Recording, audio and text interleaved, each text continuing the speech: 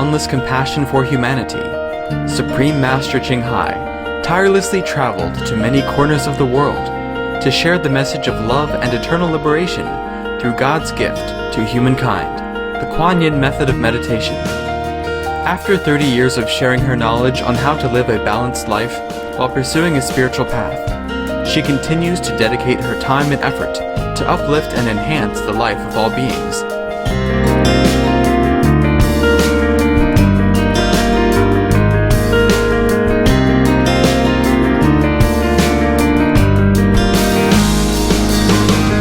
Motivated by her unconditional love and overflowing compassion for our planet and its co-inhabitants, humans and animals alike, Supreme Master Ching Hai selflessly accepts invitations to share her insights and wisdom on the topic of global warming and climate change.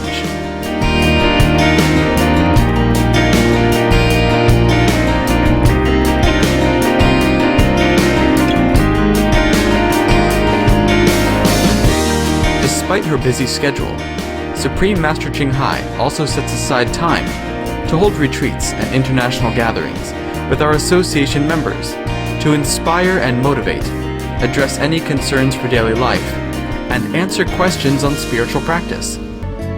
We present to you Supreme Master Ching Hai's lecture titled, A Story About the First Disciple of Taoism, at an international gathering.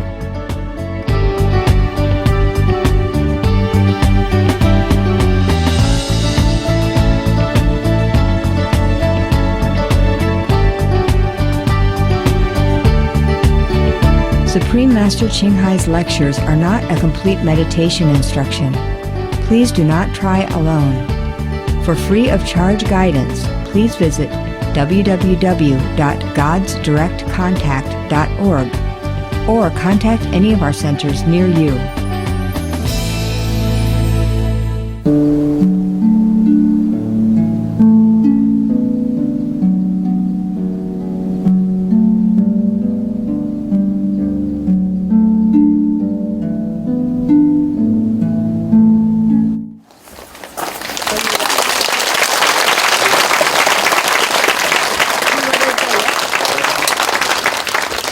America?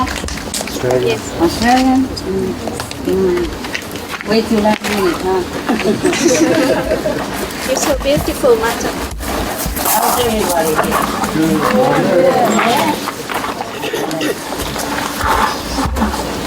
Today not to swim, huh? What to do with the wind? Because normally we have not wind, you know? I'm glad you came. You like it? Yes. Like that, yeah? Good? Yes. Well, it's very small, you know? It's too small, but we manage, huh? Better than nothing, huh? So, the food okay? Yes. You have enough? Yes. Yeah? It's alright. It's alright. We're going to get more back on the maybe later when we have more time. Yeah? We have to stop for a while. And then we prepare everything there. Yeah? Then we'll be drilling, you know? Aircon drilling. When I first came, it was very cool. We don't need aircon. Came in spring, you know. Okay. Want some story? Good. A couple of story. You want the Zen or the Taoist? Huh? Taoist, good. They're full of mystery, huh? Yeah. Can you hear me? Yes. Behind there? 最后那个举手. Ah, very good. And I know you understand English, so that's...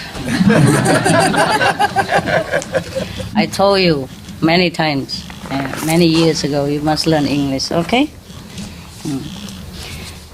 Even if I speak 5, 6, 7 or 50 languages, it's never enough, right?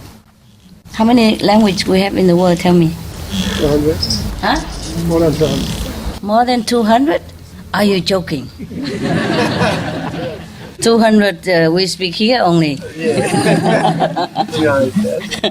Only in China we have 200 already, right? Huh?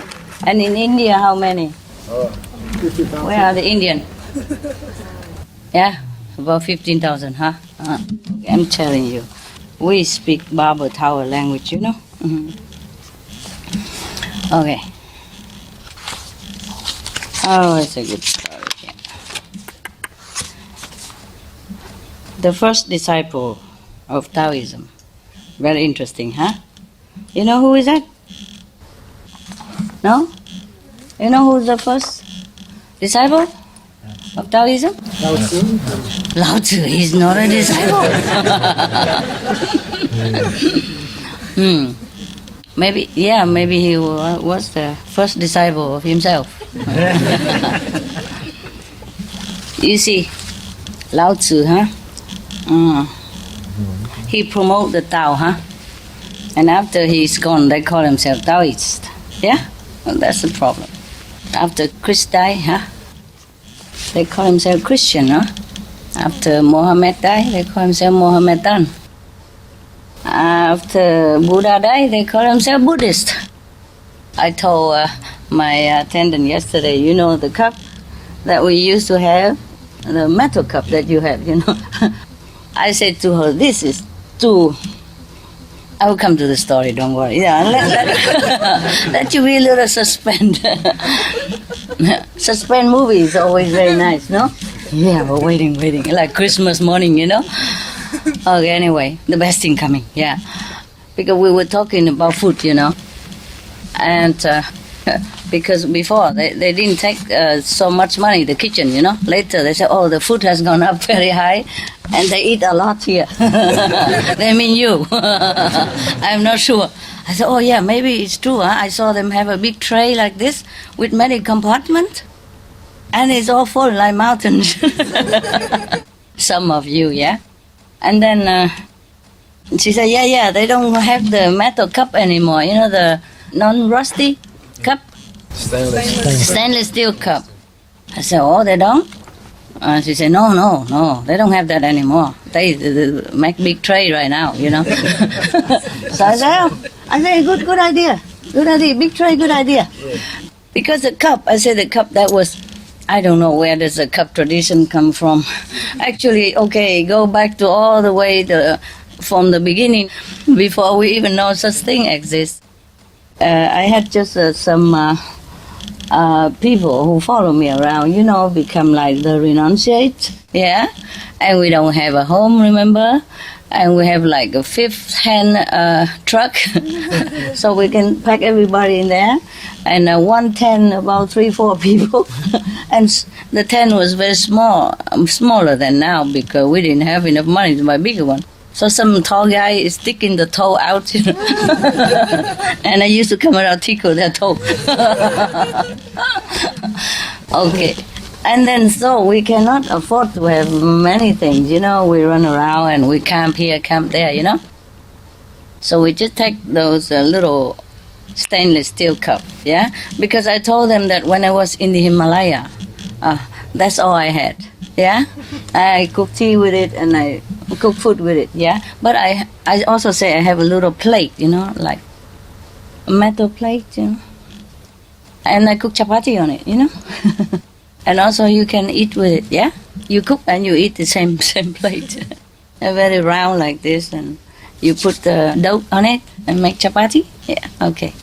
So I have two things, you know, a round plate to make chapati, because over there, chapati is the most convenient things to make. You make a fire and you buy a little flour and you put water in it and you knead a little bit and then you flatten it, you put it on the plate, and then 2 minutes you have your meal already, yeah?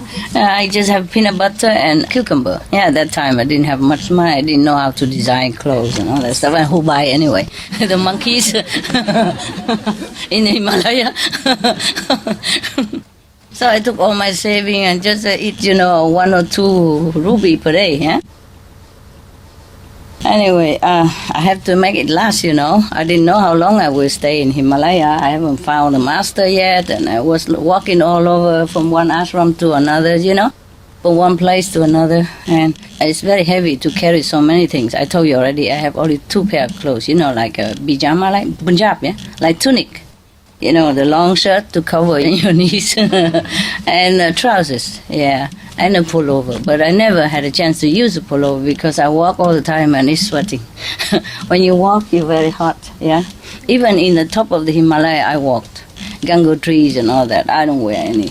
No chance, too hot, I don't go there in winter, I have to tell you that. Summer, but still, all the mountain is still covered with snow. And the road you go in or the truck go in are in between the mountains of snow. They cut the snow and the wall of snow is as high as the roof there. You see what I mean? Both sides are high like that, of hard snow. And the army, they cut it through so the pilgrims can go. In summer only, In winter, no access to the Himalaya. And the people stay there or they go down before that. Why do we go there? Oh, God. What was it before? Chapati. He loved food. What was it before, honey? How hard we... Cup. Oh, okay. That's right. Huh? The tray. Okay. No, your food again. You love the food here, don't you? Okay. Did you eat already, Yes. I didn't take up your eating time, no? Oh, I thought it's a nice time. We go chat. We don't do that. We go chat in the garden. We don't do such stuff here, no. Okay, anyway. So I cannot carry too much except these 2 pair of Punjab, they call it, but very thin cotton. And, that's it. And then, of course, undershirt, Unless I go. 2 pair, 1 wash, one wear. But sometimes I have to wear it wet because I don't have time to dry, It's very damp in Himalaya. And when it rained, then I got wet. And when I wash it, you don't have dry machine up there, do you? I don't remember, no? I should have carried one. Okay. So it won't dry so quick. Next day we have to go. It won't dry so quick. So it's still wet. No wonder the yogis up there, they have to learn 2 more heat, They generate the heat from their solar plexus, from the stomach, to dry their sheet, their clothes. I don't know how big the sheet is, I could have tried with my handkerchief or some paper tissue, damp tissue. I didn't try it. I didn't have time to. So I wear damp clothes and damp. And then after you walk a while, the wind blow it and the sun dry it. Even it's a Himalaya sun, but it could be warm also. You see, after you walk, the air will dry by itself. Only 2 pair of clothes. How can it get dry so quick? Especially it rains a lot of time up there, even in summer, And it's not very dry climate up there, It's not like here, Okay. It's kind of wet because the snow, melted, like evaporate in the air, And the Ganges River evaporate also in summer a little bit, and then it's all damp all the time. But it's a beautiful place. My God, so clean air. The sky is so blue, and the air is so clean. I'm sure if you stay there long, you don't even need to eat. I eat very little up there. Hardly feel any hungry. Sometimes, but hardly, So I cannot carry a lot, so I carry this little cup, smaller than what you have, and a little plate. That's all I can carry because I carry a lot before, like everybody else, we were a woman, we need that, we need this. I might need that, who knows, we might need that, and just in case, and, well, it won't harm, Well, I can always throw it later. I carry a lot. Sorry. Yeah? What? Better safe than You sorry. better safe than sorry, and squeeze everything possible inside the small luggage until it, swollen up, and there's no more air inside anymore. And then I carry it, on my backpack. And another handbag here, and some pocket around there. When I first came, I have ordinary clothes, with a lot of pockets, and a sleeping bag also, and a stick so that I can walk with it, climbing mountain and, river and all that. But as I go higher, heavy. Okay, maybe I have to see what is the priority of all these 100 things that I have. Okay. I'm sorry to leave, but we have to. I sell it. In India, you can sell everything. I told you already, huh? Every little thing from foreigner. Because, you can sell something. I didn't sell expensive, but at least I have some back, I didn't know I could sell it. Yeah. Until I gave it to somebody and he gave me back the money. I said, huh? You give me for that? I said, oh, sure. I buy outside more expensive, so this is for you, it's good. I said, oh, thank you very much. From now I know I can trade, I make a little business along the road. I sell in the umbrella, yeah. Another pair of walking shoes. And then the mirror. What do I need a mirror in the Himalaya? I'm telling you. And then the comb. Oh, no need the comb. I just tie an onion knot of here every day. I felt convenient. Okay, and then what else? Oh, all kind of stuff. I can't remember. Even the flashlight. And a jacket, a thin jacket. Okay, I can't remember. Woman, they took a lot of stuff. You have wives, and you are the wives, what it's like when you go traveling, right? I have told you guys also, here the climate is good. And you come only 2-3 days. But I saw a lot of people with, oh my God, big suitcase. Yeah. I could hardly drag it along with her, And somebody has to help, We rent a small car. A small van just for you to take you back and forth, Yeah. So that it doesn't cost too much, for everybody. And then you take so many luggages. Yeah, especially women. I didn't see men do this as a woman. I saw it. Maybe it's not fair. I didn't see men doing it. Maybe I haven't seen it, but it probably exists as well, So I took this cup and probably I told some of the close circle disciple at the beginning, Oh, they all go out and buy the same cup. I didn't know what cup I have, but cup they must have. Okay. My cup was a very thin aluminium, the cheapest one you can find in India and the lightest. Because the stainless steel is heavy too. Yeah. It's not much. You can say, why, it's just a little cup. But when it's a little cup and a little plate and a little spoon, and a little, what else, fork, whatever, knife, and it's very heavy. So everything I use, I'm very big, right? So the smallest thing is better for me. So I weighed it before I buy, like in my hand, how much it would weigh in my luggage. Yeah. So I can only afford that, yeah? One to get the water, yeah? And one to cook chapati. Yeah. In the beginning, I cook chapati and water, everything in that little plate. But later I have a cup, look more decent.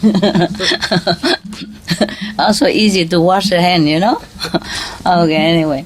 So I told them, and they go out by cups. And that's how the cups tradition began. And then everybody buy cup in Taiwan, And then that's how the cups have come into popularity. Yeah. So, and yesterday, I told one of my tenants, I said, oh, it's good that they don't use steel cups anymore.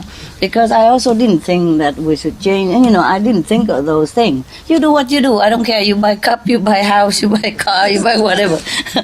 Yeah, but yesterday, because we were talking about it, and I said to her, it's good if they don't use a cup anymore. Maybe they shouldn't use a cup anymore.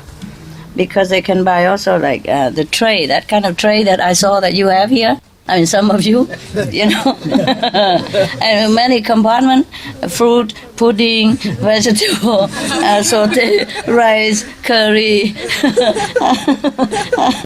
mushroom, whatever, I don't know. I said, oh, not too bad. She said, because they say they eat a lot, they have like this now, they don't have cup anymore. So I said, well, maybe it's a good idea. We are more civilized now. With progress, no? Spiritual practice, so we need to expand our being somewhere. And I say, oh, that's very good. So we should progress. We should buy new things now. Like those trays are good. I saw them with many compartments, and they put different things. They are like a small mountains. Well, it's not that everybody puts small mountain on it, just a little hills, yeah. I say it's good. You know why? I said to her, because the steel cup Some people buy it very deep, so they can put a lot of stuff. I say, it's so deep. It's so difficult to dig it out, And if people buy it too small, then they have to come back and forth many times. Look like it's small, but come back 10 times. And meanwhile, waste a lot of energy already. You just eat a little soup, you go back, the soup is gone, digested, So might as well, tell them to buy the tray, yeah? And then they can see what they have, yeah? And they don't have to dig. Maybe with a shovel or something. Like you dig snow in United States when it's snowing so deep you dig it. So okay, it's official. All right, you can you can renounce your old cup or keep it for extra in case the tray is not big enough for you. You can have a cup for tea or extra pudding, whatever your favorite. All right. No wonder in the Buddha time he has a lot of precept. The precept is not for you to become Buddha or anything. It's just for you to behave like a human. Because one of the precepts is you should not take more vegetable than rice, something like that, And you should not take more rice than vegetable. Yeah, because some people prefer rice, and then they eat a lot of rice, and somebody else don't have.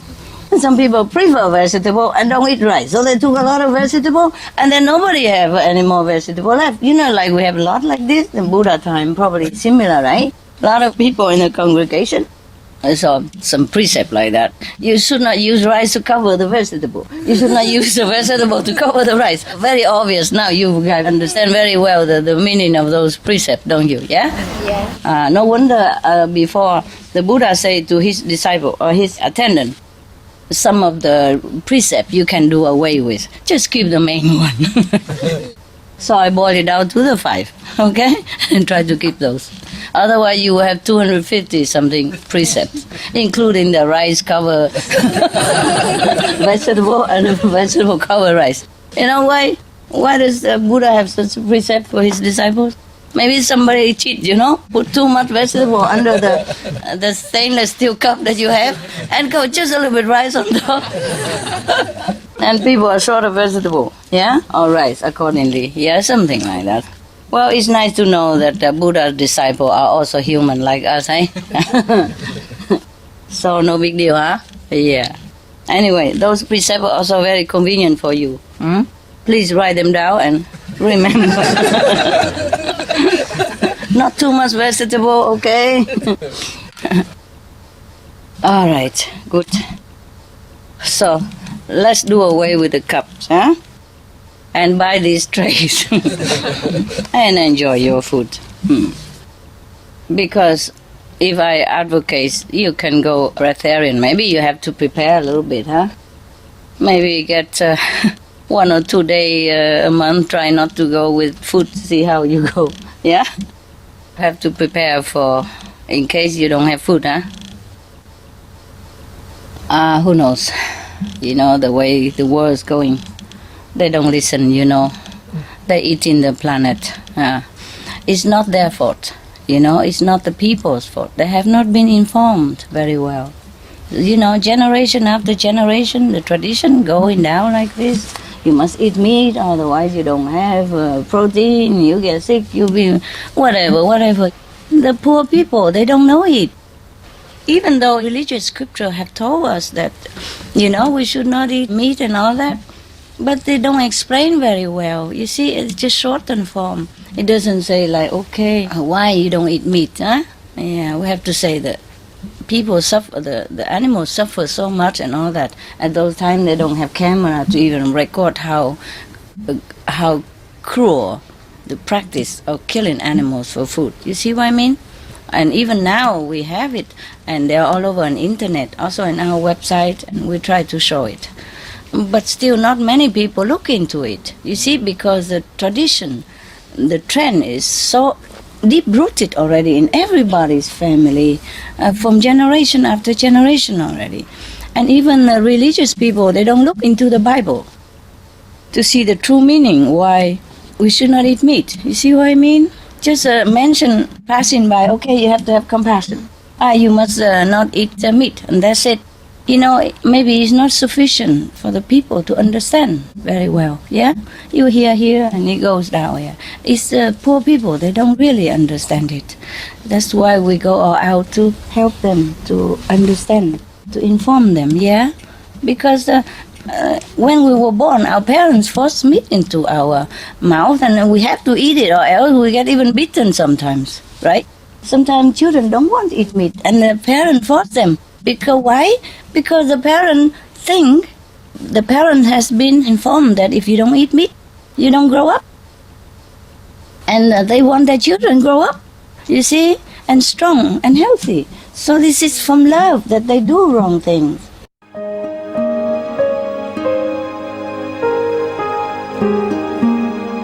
Vegetarianism in religion. The Baha'i Faith.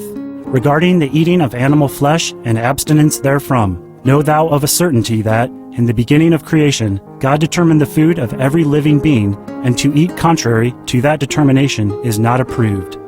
Selections from the Baha'i writings of some aspects of health and healing. Buddhism.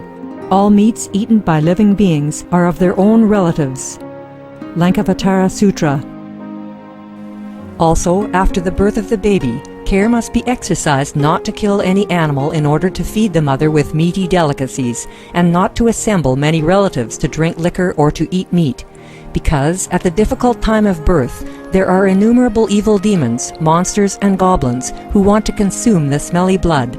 By ignorantly and adversely resorting to the killing of animals for consumption, they bring down curses upon themselves, which are detrimental to both the mother and the baby. Kshitigarbha Sutra. Be careful during the days immediately after someone's death, not killing or destroying, or creating evil karma by worshipping or offering sacrifice to demons and deities, because such killing and slaughtering committed, or such worship performed, or such sacrifice offered, would not have even an iota of force to benefit the dead, but would entwine even more sinful karma into previous karma, making it even deeper and more serious. Thus delay his rebirth to a good state. Karma means retribution. Kshitigarbha Sutra. Cao Dai. The most important thing is to stop killing, because animals also have souls and understand like humans. If we kill and eat them, then we owe them a blood debt. Teachings of the Saints. Christianity. Meats for the belly, and the belly for meats, but God shall destroy both it and them. Holy Bible. And while the flesh was yet between their teeth, ere it was chewed, the wrath of the Lord was kindled against the people, and the Lord smote the people with a very great plague. Holy Bible. Confucianism. All men have a mind which cannot bear to see the sufferings of others. The superior man, having seen the animals alive, cannot bear to see them die.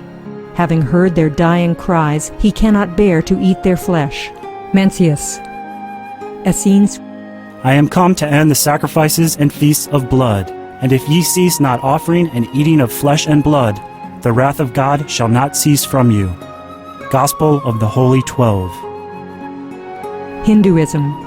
Since you cannot bring killed animals back to life, you are responsible for killing them. Therefore, you are going to hell. There is no way for your deliverance. Adalila. He who desires to augment his own flesh by eating the flesh of other creatures lives in misery in whatever species he may take his birth. Mahabharata anew. Islam. Allah will not give mercy to anyone except those who give mercy to other creatures. Hadith. Do not allow your stomachs to become graveyards of animals. Hadith. Jainism. A true monk should not accept such food and drink as has been specially prepared for him involving the slaughter of living beings. Sutrakatanga. Judaism. And whatsoever man there be of the house of Israel, or of the strangers that sojourn among you, that eateth any manner of blood, I will even set my face against that soul that eateth blood, and will cut him off from among his people. Holy Bible. Blood meaning flesh. Sikhism. Those mortals who consume marijuana, flesh, and wine, no matter what pilgrimages, fasts, and rituals they follow, they will all go to hell. Guru Granth Sahib. Taoism. Do not go into the mountain to catch birds and nets, nor to the water to poison fishes and minnows. Do not butcher the ox that plows your field. Tract of the Quiet Way. Tibetan Buddhism. The offering to the deities of meat obtained by killing animate beings is like offering a mother the flesh of her own child, and this is a grievous failure, the supreme path of discipleship. Zoroastrianism. Those plants I, Ahura Mazda, or God, rain down upon the earth to bring food to the faithful and fodder to the beneficent cow. Avesta. Everybody knows that vegetarian diet is good for health and to save the planet. They will be awakening their own great, compassionate, loving self-nature, and then their level of consciousness will rise up automatically, and they will understand more than they ever did, and they'll be closer to heaven than what they are right now.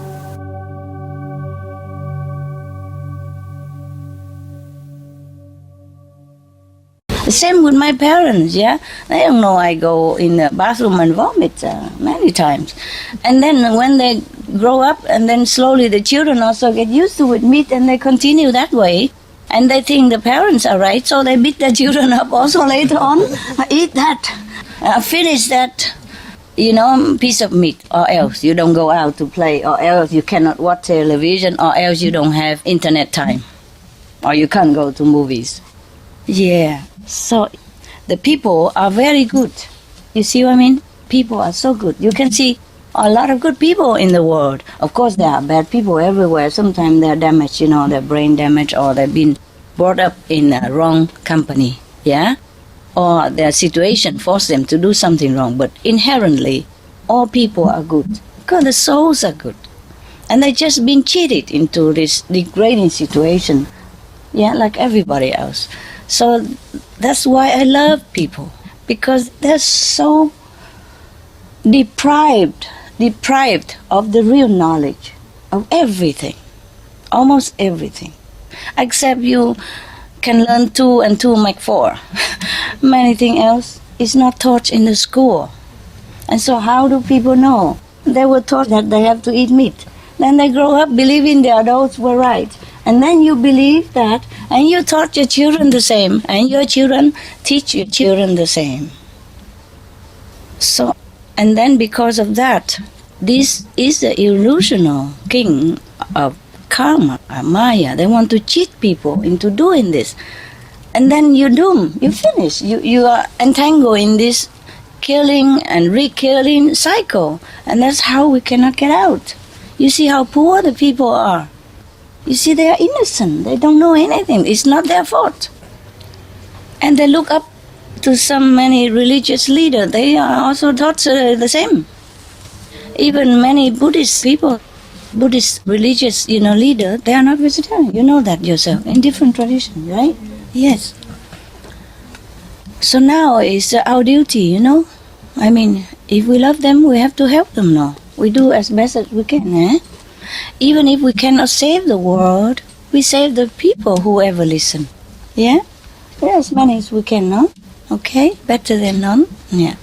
But if many more people are vegetarian, of course we can save the world as well. Eh? Yeah. And that one vegetarian people will make another circle of another 5, 10 or more vegetarian. And that 5, 10 circle of vegetarian will go out and make more vegetarian people, and we'll be okay. It will become like a fashion then, become like a trend, and we'll be happy. Yeah, I'm still having hope. I'm still thinking positive. Are you feeling positive?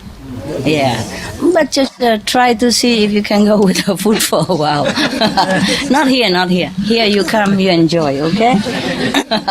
If you want to try it, you can try at home, yeah? 1 or 2 days, see how it goes, in case, training a little bit, yeah? And if you have a little garden, plant vegetable for yourself, yeah? Plant the staple food, some beans and some stuff. Plant your favorite food, yeah? And then in turn you harvest the seed and you can store it and plant it next year again. We lessen the shortage of food in the world by planting our own food. That's also fine.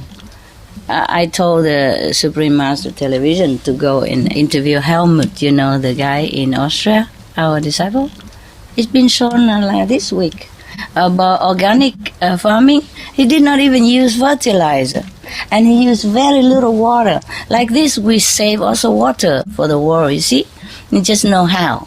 You cover them with like maybe a straw or grass, you see what I mean? Yes. The one that you cut in your garden, you have to cut your grass and you save it. Or the leaves or something, you save it so that the water will be retained underground and not evaporate into the air. Like this, you minimize water usage. And also you can plant vegetables. He said for a family of 4 person, 300 square meters of garden, good enough. Believe it or not. Yeah. You have all the vegetables you need for your family. It's doable, huh? Okay. Well, if you don't have it, then you go to your brother and sister, whoever have big garden. You rent a place, a corner from him, or maybe you cultivate all and share it together, huh? Yeah. Why not, eh? And he say you need to work maybe half an hour to 1 hour per day only. Then you have enough vegetable for your family. Well, I tried some in Spain before I even know him. I tried some vegetable. My garden very small, but the vegetable grow very fast, and I eat some from it already. You know what I mean? Yeah, when I was in Spain, they grow very fast. Some vegetable grow within 1 week, 2 weeks. You can see already, and you can eat already. Slowly, a little bit here, and then it grow back again, and you eat more of that. Yeah, very simple to grow vegetable. You don't even need to dig the ground, you know. You just put a hole in the garden or something. Don't even need to work hard, because if you turn too much of the earth, then all the nutrition will be disturbed. You know, the system of the earth will disturb. Yeah. Anyway, you can learn it from him, eh? How to plant vegetable. Yeah, it's on our television. I especially asked them to go there and made it for you. And for anyone, for the viewers, know how to plant vegetable to save water. Save water is not only good for the world, but it's good for your bank, right? For your pocket, huh? Yeah, everything you save is good for your pocket already. Not to talk about good for the world or not. You see what I mean? Yeah, because if you save $1, that means you earn extra $1 without going to work, eh? And I'm sure if you turn off all the standby equipment every day like that, you save maybe $100 per month. Depends on how big your usage, and even more than that. Yeah, there was one guy in Africa, I remember, he wrote to us and said thank you because of all the tip we have for saving the water and electricity, and that the government keep coming to look at his house 3-4 times to make sure that he did not cheat. How come the bill was suddenly so low? They come many times. Remember somebody wrote the hotline, I think a few months ago, and he thanked the Supreme Master Television for all the tip, you know, that how to save electricity, how to save water, and then now he pay very little. So the electric company, water company come into his house 3-4 times and could not find why it's so low, because they thought he cheated, you know. But no, they didn't. They just saved, turn off electricity, turn into economize light bulbs, yeah, turn off all the standby, even the small light that's standby. Many things you don't need. When you had the small light of standby, you switch it off.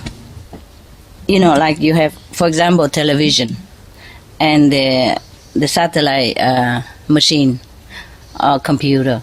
It had all standby light, and some light even have standby light, and some washing machine or some fan, everything have standby light. Yeah, even your charger of the phone, mobile phone, have standby light. So whatever you don't need all the time, you put it on one of the extension, yeah, which had the standby light. And then when you turn that standby light off, all the thing that you don't need, standby off together. television and all that, and the thing that you need often, you don't put it on those standby light, because then the standby light had to be standby all the time also. From the extension, they have many socket. Yeah. Okay. So you have to organize a little bit. Then you don't have to work so hard. Meaning you save lots of money. Okay? Yeah. Like you save how much? $100 per month. Just say like that. And then 1 year, how much?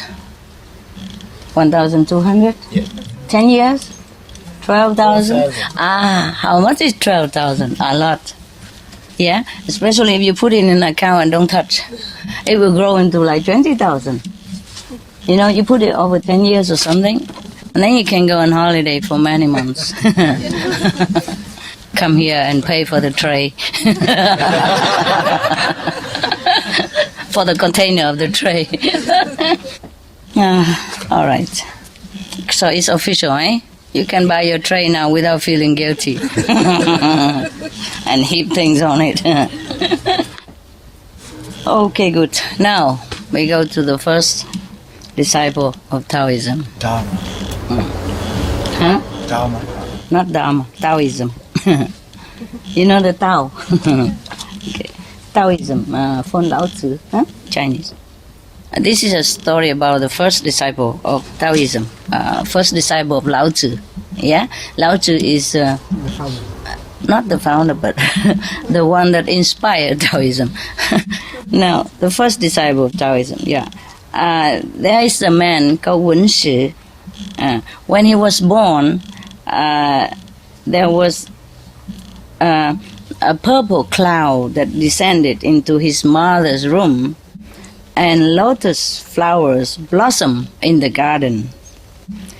So, as a child, already Wen Shi was interested in Taoist philosophy, astronomy, and celestial divination. He tried to absorb the essence of the Tao from the sun, moon, and the stars, and cultivate his virtue and hid his wisdom. Wen Shi served in the court of the Zhou Emperor as an astronomer. One night, he was charting the course of the stars, because he's an astronomer. He saw a purple vapor rising out of the east. So tracking it across the sky, he noticed that it was moving gradually toward the west. A sage is journeying west and will soon reach the border town at Hankou Pass. He said to himself, I want to be there to meet him. The next morning, Wen Shi asked for permission to leave the court observatory and be assigned to the garrison of Hankou Pass. When he arrived at his new post, he summoned his subordinate, Xu Jia, and said to him, If you see anyone extraordinary entering the town, let me know immediately. You must know that in the old time, the astronomy is a little bit more mysterious. Yeah, and people believe in the power of celestial movement. Yeah, nowadays we observe with the telescope. Yeah, but in the old time, these people, they truly have to use their own wisdom eye to see it. Of course, they can observe the stars and the moon and the movement in the sky, but they also have to use different method to calculate, the event that the celestial body affect the physical planet. They need more talent and more virtue and more inner connection in order to know all these things, not just by observing the physical movement on the sky. That's why how come today is so hot? Are you hot? Are you okay? I guess I sit with the other light here. So you see, that's why he just saw a purple vapor rising from the east, yeah, and go across the sky. A vapor only, you know. It's not even a star or anything special. And he knows already that somebody special is coming from the east to go where even. Can you believe that? So, because from the childhood he already practiced virtue, remember before? Yes. And he very interested in reading the teaching of the sages, you know. At that time, they did not call it the Tao, but because now we have Taoism already, so they call it. He was interested in reading the teaching of the Tao. But maybe at that time they call it whatever, the Dharma, the teaching, the truth, the Buddhist, or whatever, yeah? Okay. Because Tao means the path, the way to heaven, yeah? So everything you can call the Tao, even Buddhist teaching, any sage, saintly teaching, you can call it the Tao, eh? Therefore, this guy, he doesn't just have a telescope, eh? And in the old time, we don't have telescope. We just had it recently. So in the old time, the astronomers are someone extraordinary.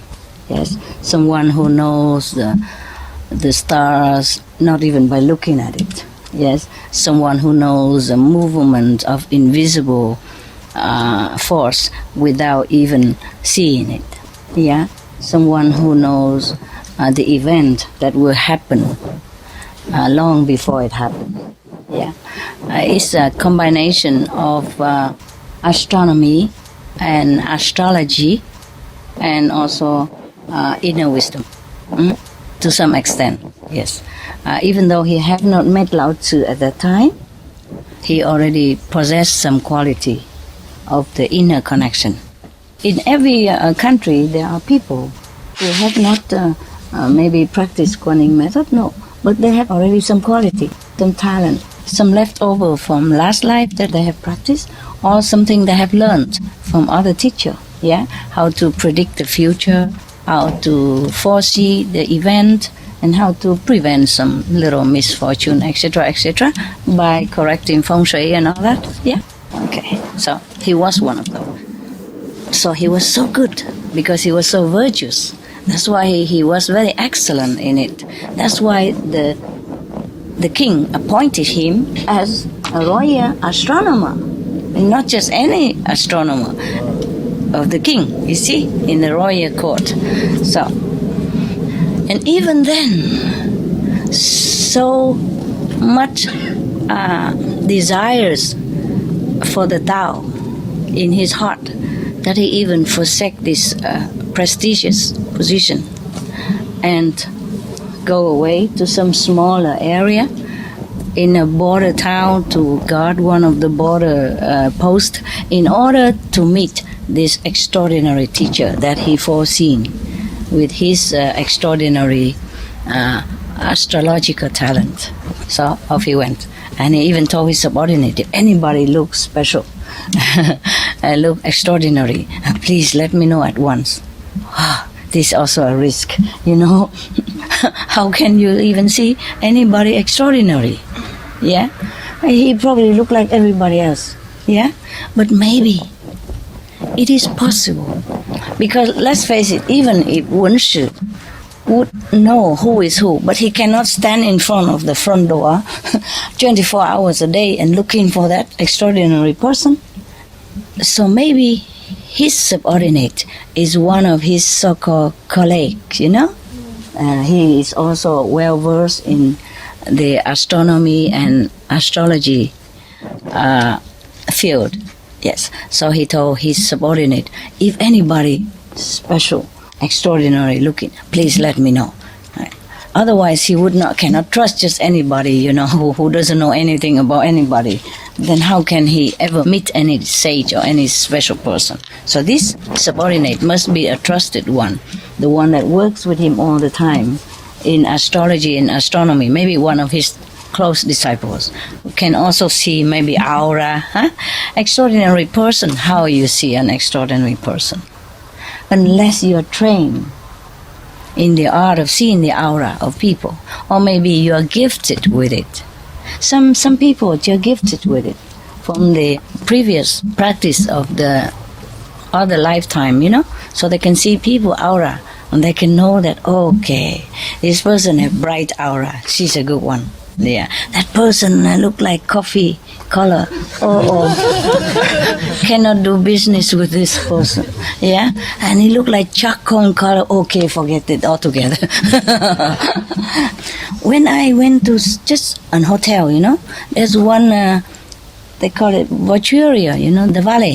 The valet parking person.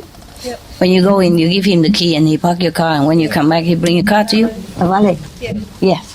Even one of them saw my aura.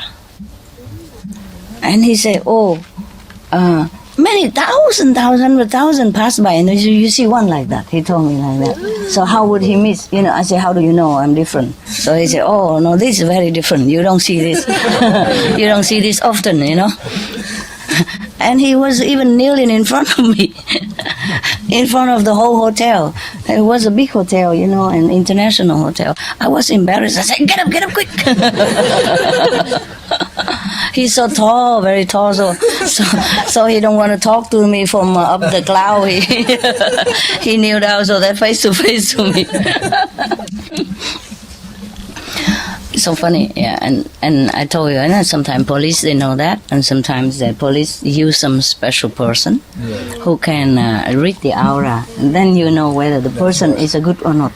Because sometimes they worry, they accuse the wrong person, even though all the evidence point out that that person is a criminal. But sometimes it's not like that. Evidence doesn't always mean correct judgment, yeah? So the police sometimes hire special psychics or some special person who can read the aura or can tell the heart of the person. They call it Tai Ching Tong. You can read the minds of people, yeah, to make sure that they don't accuse the wrong one. I wish all the police will hire these kind of people so that all the people who have been accused as criminals will really meet the judgment, not the innocent one, yeah. And I wish that everybody can read aura, then we know who's who. And then everybody will just follow the aura then. Then there's no mistake of following the wrong teacher. Yeah? But this is a rare gift. Yes. And I was surprised at that guy, the valet, and he can read it. Yeah. I meet some people like that, yes. So these subordinates are not ordinary subordinate, hey? I think, huh? Yeah, all right. Because this is a very important mission that the officer here, Wen Shi, entrusted to this subordinate. It's not just an ordinary task like go out and buy some tray for the people here. Yeah. Because Wen Shi had forsaken his most prestigious post, as an astronomer, personally to the king, in order to go all this way to a border of the country. You know where that is, right? Border town is not always glamorous or, not interesting in that.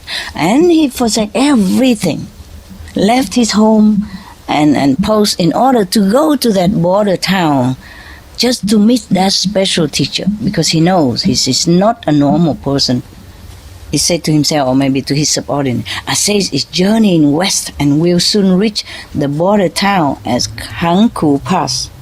So I want to be there to meet him, you see? So that to him is very important. He knows this is one in a lifetime saint. It's not an ordinary person that he want to go there and just chachi, And so if he entrusted his subordinate to look and wait for that person, then this subordinate is not an ordinary one, hey? Because it's so important mission, Yes, of course, being an officer in this border town post, he's also busy, He cannot always stand in there or watching all the time or even looking in the sky to see the vapor or the star movement.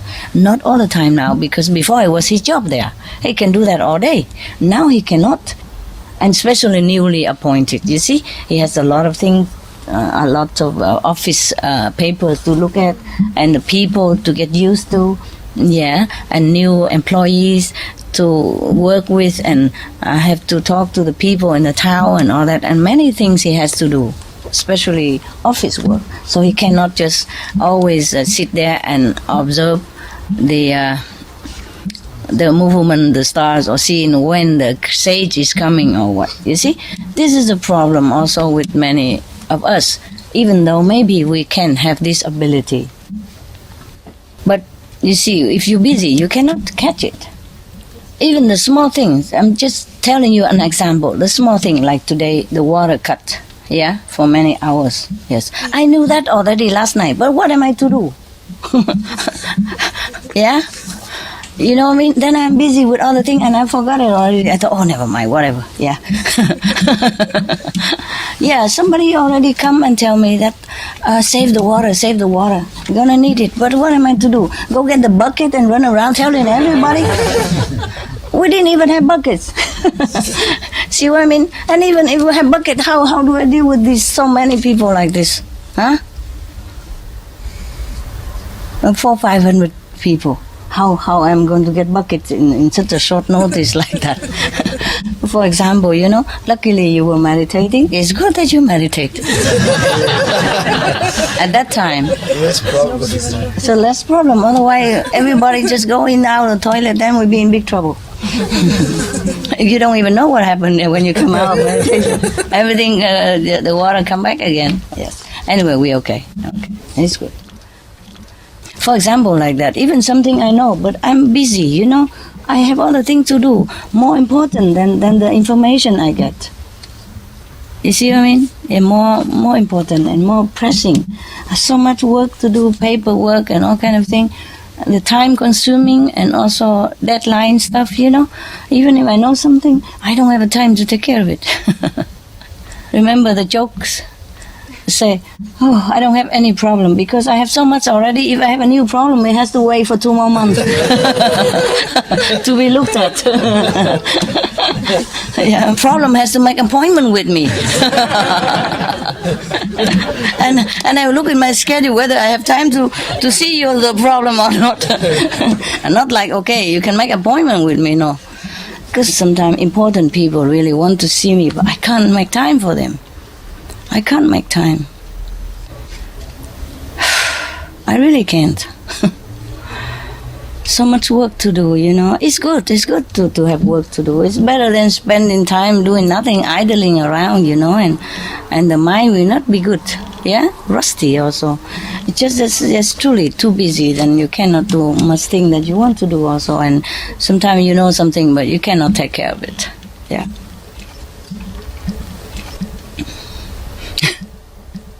The same in my house, you know, I have 5, 6 attendants, but they are attending to dogs and birds. You know? I gotta cook for myself, warm up my food if there is any. Every time I ask for somebody, oh, he's with the dogs. Ask somebody else, he went out buy food for the dogs.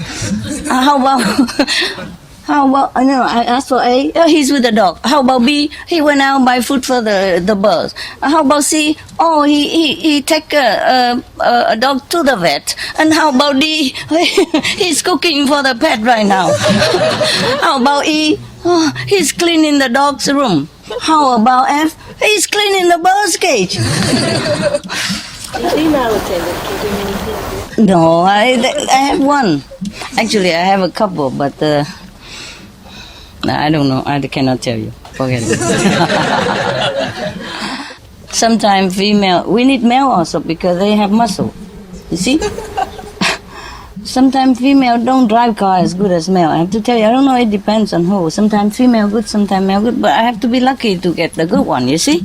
That's a problem. So I have to make use of what I have. Huh? You don't have what you like, you have to like what you have. Yeah, they can do everything too, but they need time. It's not that they cannot do anything. What I mean is they're all busy. You know what I mean? And then if we have the house, because I need it for dogs and birds, and then we have to repair it here and there, you know, water leakage, you know. It's like, if you have a house, it's really a problem. You're always in the hardware store, you know, buying screw and scrap and all kind of things. And if you have pets as well, a lot of work. Yeah, a lot of work. Because my dogs, they don't just run around in the garden all day. They have to go inside the house. If I don't let them, they're scratching the door. So we have to clean them up before they come in. They jump on sofa and bed everywhere, you know. If you don't clean them, you have to clean the bed every day. Wash the sofa every day is the same. I like them clean also and nice, and because I hug them and kiss them, you know, so it's also for me, yeah. And they eat, and sometimes they eat from my table. So if you don't clean them, then how you bear it? So anyway, very, very, very hard work. You know, like 4 or 5 times a day, the dog have to come in and out and then eat and wipe up and clean up and then go out walking. Every time walking like half an hour, you know, and come back cleaning another half an hour and feed another half an hour. This time is gone. And then they have to wash their bowl and wash their towel that they clean them.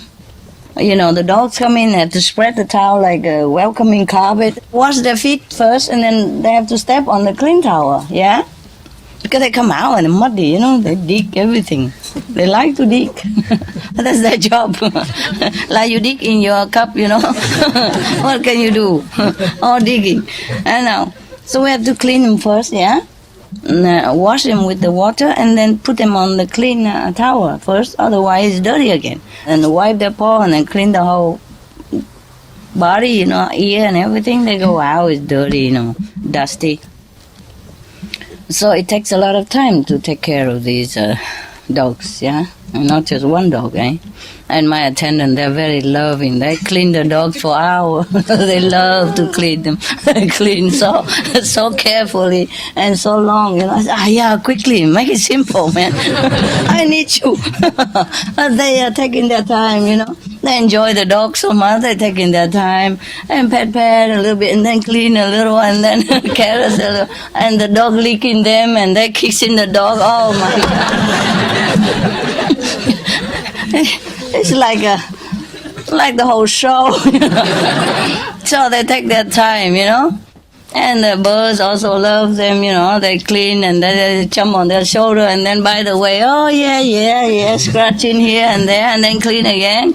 And then the bird kiss and then they scratch and kiss and scratch. Oh, that takes so long. They're not just cleaning. They're enjoying each other. You know, and then my dogs sometimes they're so spoiled. They don't even eat from the bowl. I have to take it from the hand and here, please eat. So spoiled, you know, because I give them snacks with my hand most of the time. So when they're fed with the bowl, they say, "What's that?" It doesn't look like what mommy used to give. So they also sit in there. Sometimes they don't eat. Sit there and watch the attendant. So the attendant, of course, they're feeling pressure, you know, and you got to get it from the hand and then feed them. And then it became habit. Now they often don't eat from the bowl, they eat from the hand. So, you know, it's a lot of theater in my house. I'm just saying that even if you know things to do, but if you don't have time, it's also very difficult. 5, 6 attendants. It's not only the dogs. We have email, yeah. We have internet. We have sometimes have to send tape and all that for different area and replying things. And I have to print out a letter and all that for me to read and to sign. All kind of things. You know, they're also busy, not just dogs. I tell you, I'm just saying about dogs and birds, but they're also busy. Like if they're not with dogs and birds, then they are with the computer. You know, and you know how they love computer nowadays. The young people, they love computer. I don't know. I'm surprised they even get married at all. They even fall in love at all because they love computer so much. I wonder if they even get out of the seat. Yeah, it's not only that, but they really have to work also on computer. You know, for me, huh? For us, eh? Yeah. Okay. So a lot of work. And so even if sometime I want to do something else, I have to wait because there's no time then. Yeah? Okay. Okay, let's go back here. Back to China. So we know he's very extraordinary, and we know that his subordinate were also extraordinary, probably his best friend as well. Yeah. Or his attendant, So now, not long after he settled in this frontier town, the border town, Lao Tzu arrived riding a blue ox. So Xu Jia hurriedly went to his superior and said, "A strange man riding a blue ox is coming to our town." So Wen Shu was delighted. He knew this is the guy. Can you believe this? Huh? You know, in the old time, you riding an ox is very normal. There's nothing extraordinary about it, right? Because either you have horses or you have donkey, yeah, or you have ox, right? That's the mean of transportation at that time. Instead of you walking all the time, because probably he also have luggage, yeah, of course. Well, he must have some minimum stuff, you know, like a tent and a sleeping bag, no? And stainless steel and a mosquito net like you do. There's not too much mosquito here, just share some, okay? We don't buy it. Huh? We don't buy. It's one good thing, so you have less luggage to take care, you know? Because when they first arrive here, they arrive with the whole household item, you know? Oh, God. They immediately set up tent around here. You know, those mosquito tent? Oh, I come out and say, what is here?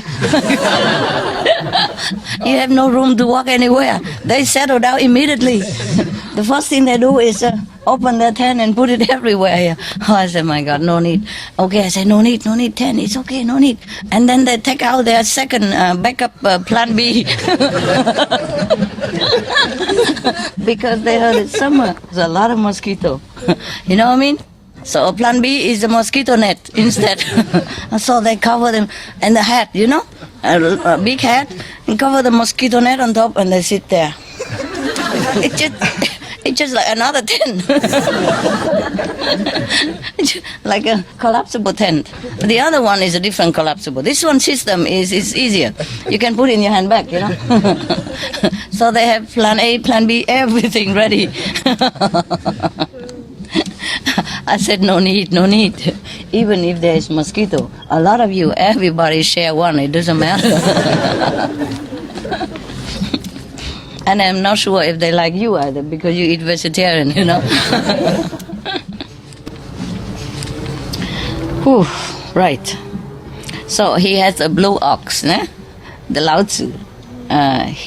He ride on a blue ox. Perhaps with his belonging, of course. Nah? He can't walk all this time, you know, I mean. In the old time, China is big, you know, and they divide into many nations, yeah? So he probably ride from one country to another. Even then, it's a long distance ride, yeah? So he need an ox. It's very good. Right.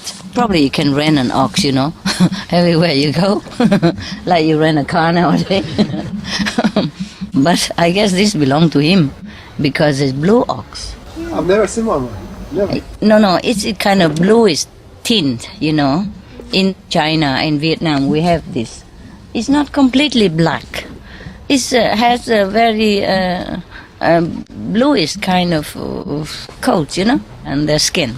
And yeah. So it's a blue ox coming. Oh, probably he painted it. Why not? Huh? Make the story. To me, the story interesting. Yes. Yeah. Also, that nobody steal it from him because it's a blue ox and he knows it's from him. Yeah. You know, in China they have a special dye. You know, it's indigo, huh? Kind of, and you can never wash it off. So perhaps he just bathed his ox with it once so that it will stay like that forever, and nobody would ever steal it from him. Okay, he can't wash it off. So here he has the blue ox. So Wen Shu was so happy, yeah. He went to the city gates, bowed to Lao Tzu, and said to him, "Today I have the honor of meeting a sage. Please allow me to offer you the hospitality of my town." Wow, what a mayor, huh? Yeah, this is the kind of politician that we need. Everywhere, in all the towns, in all the countries, yeah? Have you met one? Oh, we met a couple, the Hawaii mayor, right? Frank Fassi? We met a couple already, huh? No, actually, the mayor in Manila, he also gave me the key of the city. Yeah, I did not give anything, donation, nothing at that time, nothing. He just gave me the key like that. And welcome to Manila. And another, there's a mayor from Arizona also gave me the key. A couple more, I forgot. Yes, and some mayor give me honorary citizen, San Francisco. And Arizona also honorary citizen and the key of the city. And you know, the eight governor states in America also give me. You saw only 6, but they give some more later on, without ceremony. Yeah. So actually, I'm an American honorary citizen, manifold, tenfold. Say tenfold. Okay. Yes, about that fold. You have some good one, eh? Perhaps they can see it, but they don't want to tell people. You see, because some people, when they have this kind of ability, they don't boast about it. What for? Nobody believes you anyway. Very rarely people see the way they see. So if they tell everybody else, they would think, oh, no, this mayor, he's kaput here in the head, you know? And maybe he will lose his job, you know? People nowadays is not too bad already, but in the medieval time, you could even get a nail on the cross and burn even if you know something other people don't know, right? There's a witch hunt in those times, and they just burn you on a stake. And nowadays, it's not that bad, but still you have to be careful whom you told, eh? Because they will think you are a witch, yeah? And you might do harm to them. In fact, you don't do nothing. It's like that. See, that's how Jesus was killed, you see? A nail on the cross. That's how Buddha has been assassination attempted on him, and many masters die, you know? Yeah. Very agonizingly. They called Muhammad Majnun, it means crazy. What? Prophet Muhammad, they called him Majnun, it means crazy. Yeah, they call him crazy, Prophet Muhammad. But what did he do? He just teach people good things. Nothing bad come out of that prophet. Peace be upon him. Yeah. This is a very nice greeting, you know. The Muslim, when they see each other, they say, peace be upon you. Because at that time they did not have peace. So it's very good that they invent this greeting, just to have a good wish, yeah? Where there were people were warring against the prophet and his disciples. Oh, terrible time they had, terrible time. Not just Prophet Muhammad. All the gurus, many gurus of the Sikhs has been harassed, have been persecuted, and Jesus and many other masters, you know, have been burned alive or flayed alive or executed, all kinds of things. Terrible, yeah? Just because sooner or later some disciple would come to them. Just like this, look, Lao Tzu, he didn't even arrive yet. You see this? The poor guy. The poor guy know nothing about a waiting disciple. He didn't even have one. He ride his own ox. He mind his own business. He just go in there, yeah? Because he has to pass there to go somewhere else. You see what I mean? He wanted to go out in the retreat by himself. That's what. So he has to pass the border to go out. That's how he got this, you see? Not that Lao Tzu has some flyer, you know, moving, or send an email, or have a Supreme Master television announcement, nothing. Huh? He has just a poor ox, and how slow the ox can be, and the news already came. I told you, yeah? But this is a true story like that. It's the same with me. I was hiding myself in the back room of a temple. Nobody even go there because they're afraid of ghosts. Because that's where they put the dead people's ash, you know. It's like a cemetery. But you don't have a tomb. Just, they burn the body, they cremated the body, and they put it in an urn like small like this, and they put 1, 2, 3, 4. It saved the space, you know. And it's like a cemetery, and they will offer money to the temple. You know, for that the temple can sustain themselves, and the people don't need to bury the dead. And also they think that in the temple they hear the sutra reciting every day, and the souls will be liberated. So just like in Catholicism also, many churches, backyard, front yard, full of tomb, yeah? You know, right? Yeah. Okay, the same. So I stay in one of those, a small temple room full of ashes. Nobody dare go there anyway, so nobody even know. Nobody even know. And then one day, some people come knocking at my door and say, the inner dream when I tell them to come here and find me. They know everything, my name, where I stay, and what I teach and everything. And tell them they come to learn, Kuan Yin method. At that time, I didn't have a name for Kuan Yin method. And they just say the Kuan Yin Bodhisattva, tell them go there and learn. So that's how it happened, And then, I left Taiwan, then I went to New York. I stayed in another temple. And come another group again. Say similar stuff. And can tell the detail of my daily life. So that to make sure that I believe what they told me.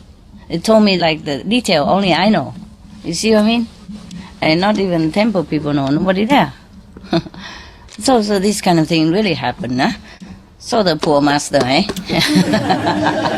And I told you already, even before that, in India, I was just walking with my spoon and my cup and my thing, remember? And also somebody come to me and say, I want to look at your hand. I say, I don't have money to pay you. And he said, no need money. I just want to look at you, your hand for free. I said, I don't believe in astrology. He said, never mind, it's no harm. Please let me have a look. So I let him look. And how he look, and he tell everybody that I'm a Buddha and all that. And then the disciple come knocking, in my motherhood. There's no door anyway. There's no need to knock. They just walk right through. I want to be my disciples. For example, I wasn't mature yet. I was unripe fruit. I didn't even know nothing about a master or disciple, nothing. And there was nothing like that in my mind. I was still walking around Himalaya, from here, from one ashram to another, one place to another, just walking around. So that's how it happened, you know what I mean? Yes, that's how it happened. You don't have to tell anybody. They just come. And then 5 people come that night, and then become 50, and then become 500, and become 5,000, and yeah, before you know it, you are master already. So my first disciple is in India. So-called disciple, a reluctant master. Yeah, it was so cute. And when I pass him by, I visit him, and he go out and shouting on top of his voice, my master is coming, my great master is coming, my big master is coming, A big master.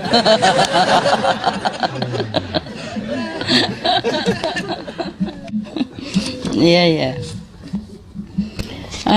Something like that, and everybody listen, and then they all come also, and then I have to talk to them, you know what I mean? And then you have more disciples. Okay, so now he came out and greeted him with all due respect and humility. Say that today I have the honor of meeting a sage. Please allow me to offer you the hospitality of my town. You see that? He saw it by himself. The Lao Tzu did not know anything about it even. And nobody even told him, because at that time Lao Tzu was not famous, nothing yet, you see? So he even know it, because this guy, I told you, he's extraordinary. Yeah, he's not just a normal people. He knows things, and he knows what's what. See, can you imagine?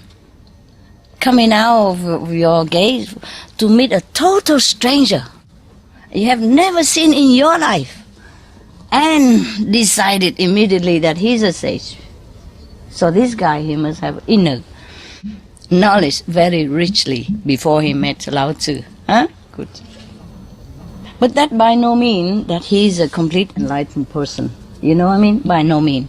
I mean, he has divine power. He has like magical power. Yeah, astronomical power. He has the knowledge, inner knowledge of the movement of the celestial body, yes, and he also can see the atmospheric change to predict something. Like somebody know tomorrow will rain, because they can feel the atmospheric change. Second level. What? Second level. No, first level, good enough. Good enough, first level, yeah. And there are a school who teach these things also, yeah? The magic school, Hogwarts school.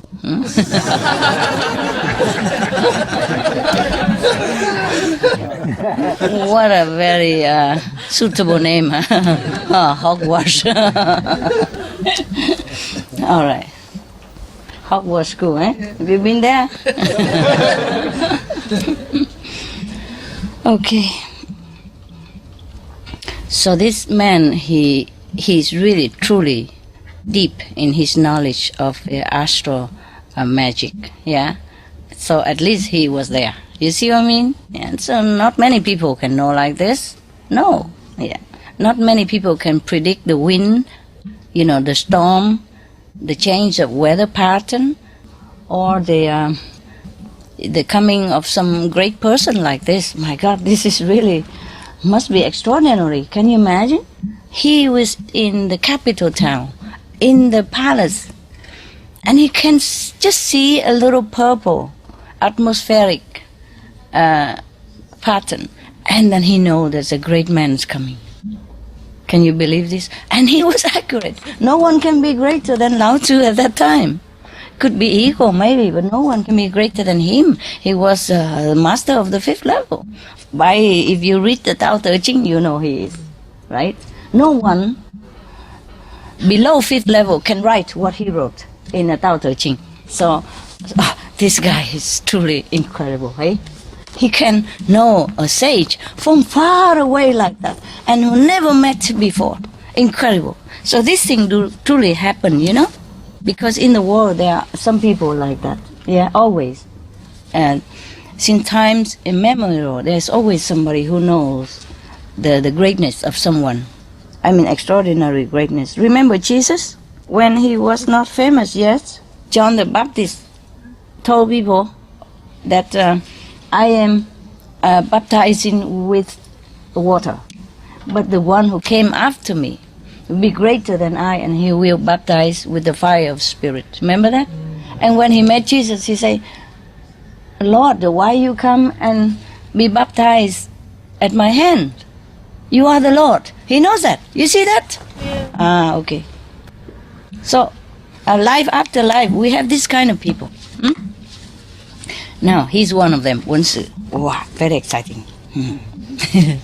I haven't read the whole story. I just read a little bit, and I know it's good for you. So now we're going to discover it all together. Both of us. I just read a little bit. I don't always have time to read the whole thing unless I have a lot of time or I'm in doubt of the story. Yeah, but some story I have no doubt. Then I don't read the whole thing. I just pick it and then I read it to you. Lao Tzu thanked Wen Shi for his greeting and his humble hospitality, and he said to Wen Shi, I'm just an old man who is leaving his old home in the east to live in his new home in the west. See, I need to go there. But Wen Shi persisted. Honor one, when I saw a purple vapor in the sky moving from east to west, I knew that a great teacher would arrive in this town. Please stay and teach me about the Tao. So Lao Tzu said, what makes you think I'm the person you're looking for? He's making trouble. Play hard to get. No, it's not like that, but most of the saints, they don't know they are saints even, they don't think that they are saints, because of their humility. They did not really know, yeah? Maybe later on when they have a lot of disciples already, and then heaven let them know to make sure. If they ask heaven, I'm really a teacher? Am I doing the right thing? Am I teaching the right thing? Then heaven will give them sign or tell them that, yes, you are that. Just continue to do that, just to assure the person, the saint, that okay, you're doing okay. Yeah. Otherwise, they don't know themselves too much. Maybe they enlightened, they know this and that, but they did not think of themselves in the capacity of a master of any kind. So Lao Tzu asked him like that, what make you think I'm the person that you were looking for? So he said that he saw the purple in the sky and all that. So now he continued to explain to Lao Tzu. After some calculations, I deduced that it would arrive here this month. Wow, oh my God. He even knows the time of arrival of a master. Wow.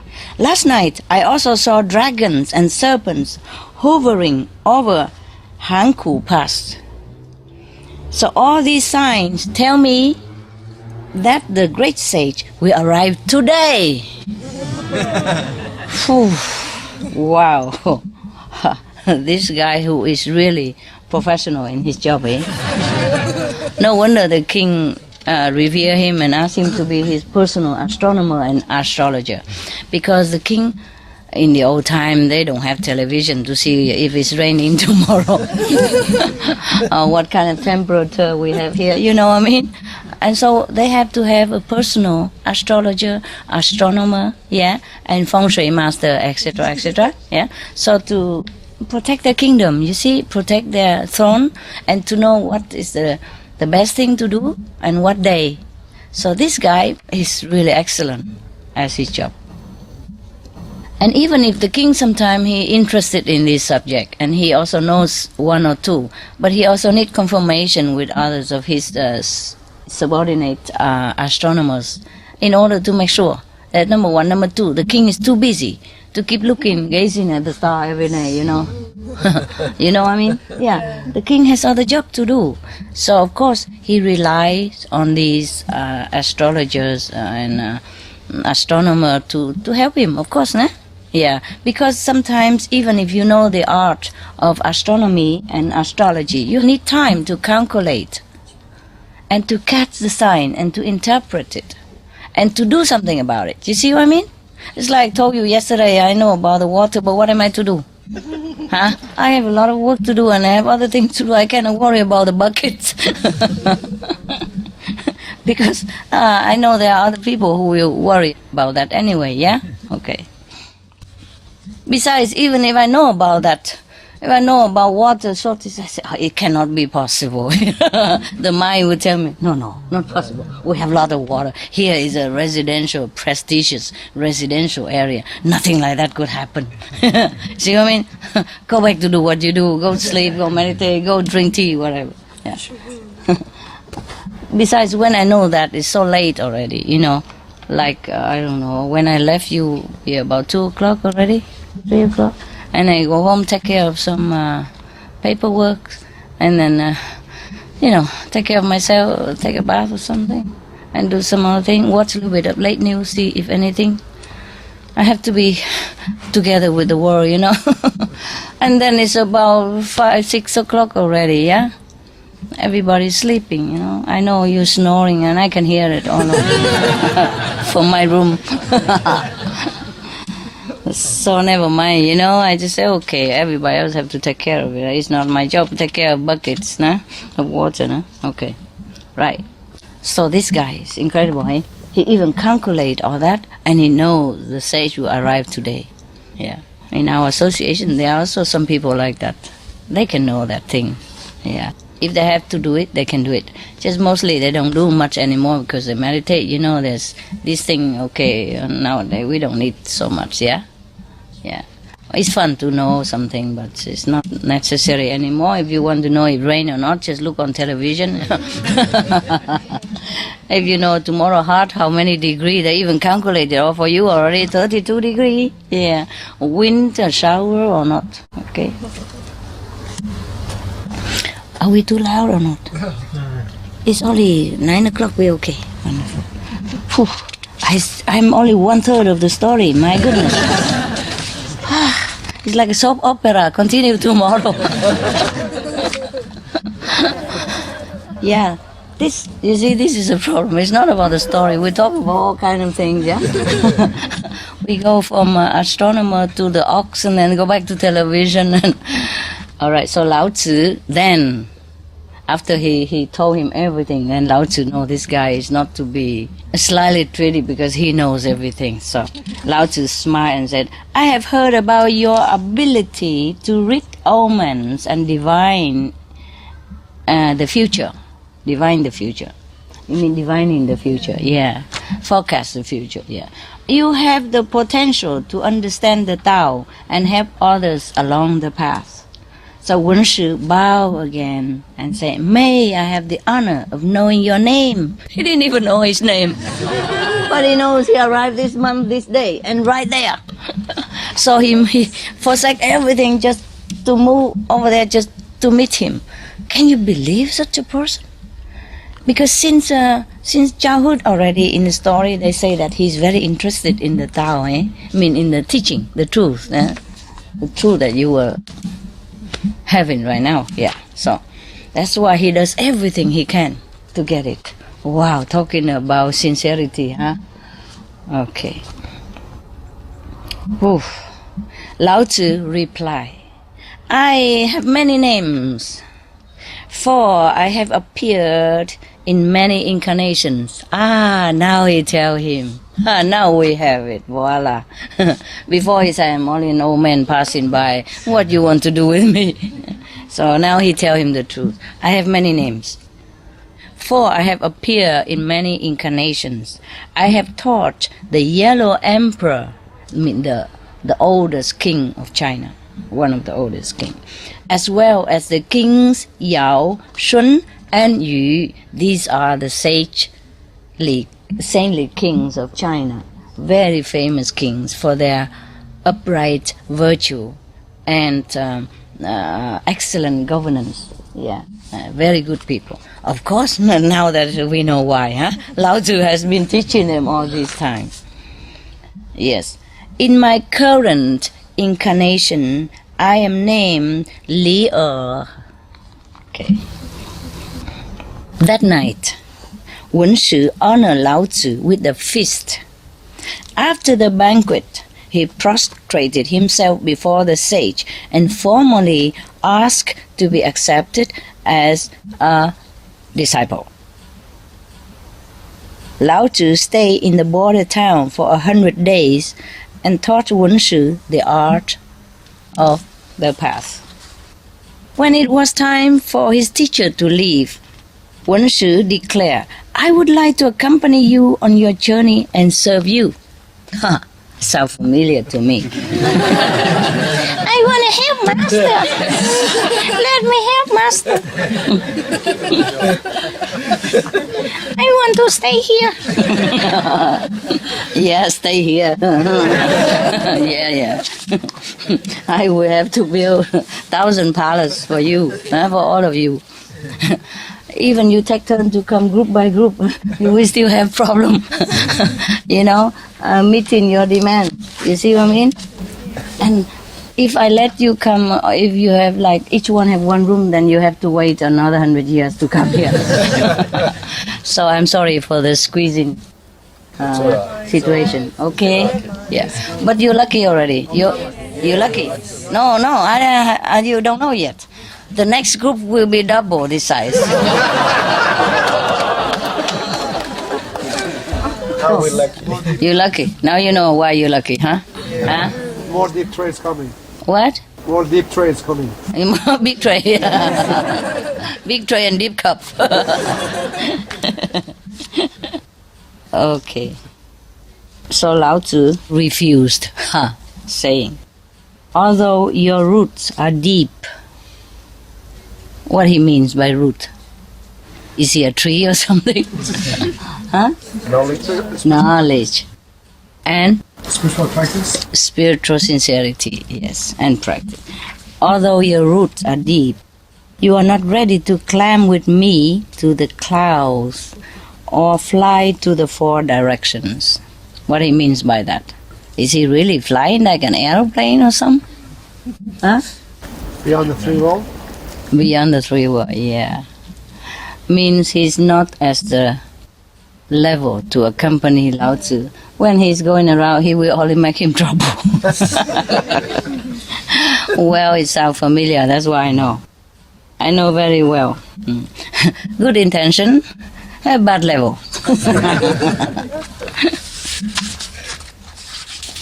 Now, you, he continue, talking to Wen Shi, you have a good understanding of the teachings, but you are still lacking in experience. When you can merge with the natural way, go to Sichuan and looked for a blue ox. You know what the blue ox mean by now, right? I hope he didn't change into red color by that time. Confuse the guy. Can you believe it? Go to Sichuan and look for a blue ox. Oh, what a master. So difficult. No address, nothing, just a blue ox. Nowadays we have address. We have postcode.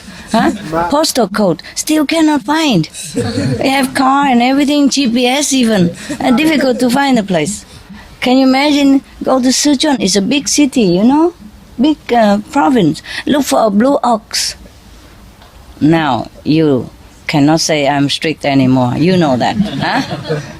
If I tell you, go to France or go to England and look for a red horse. It would be similar, right?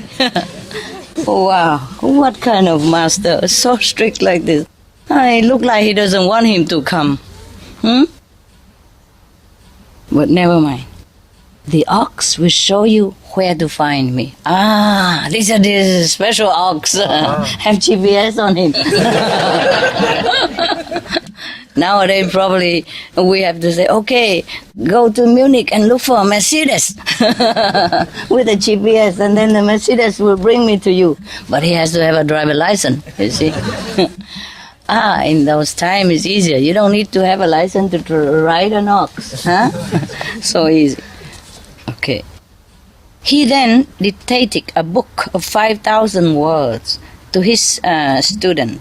This book was the Tao Te Ching. Yeah, because in the other story, it says that this officer wanted to keep Lao Tzu longer or to follow him, but Lao Tzu don't want. So he said, okay, then please, at least before you go, write me something. Yeah, so he wrote this book for him. Yes, almost like force, you know. Like, if you want to go free, then give me something. Like here, give me a cup or a tray. At least her master is not here, but her shoes are around, or her table is here, you know. Something is here, right? A DVD, television. Okay. So Wen Shi built a tower at Hankou Pass, and devoted himself to practicing what he had learned from Lao Tzu. One day, he looked at the sky and saw bands of multicolored clouds circling the North Star. When tendrils of starlight came through the window of Shi's meditation room and alighted on him, he knew that it was time for him to travel to Sichuan and find his teacher. What an email, huh? The greenest ever. Huh? No need electricity, yeah? No need any environmental problem. Just a cloud drift on his shoulder. That's it. Okay, got it. I'm coming to master. Wow. That's a nice way to contact, eh? No need contact person, nothing. He must have a very special computer, no? I wish we could buy those things, and give it to you guys. But nowadays we have even better, huh? You don't even need to see me at all. You just stay home and watch TV. I even saw me on the computer sometime live, you know? What do you mean not the same? It's better than the purple cloud and tendrils. It has a picture of me even. Yeah, it is better, but This guy, he has only a little tendrils of the purple cloud. Yeah?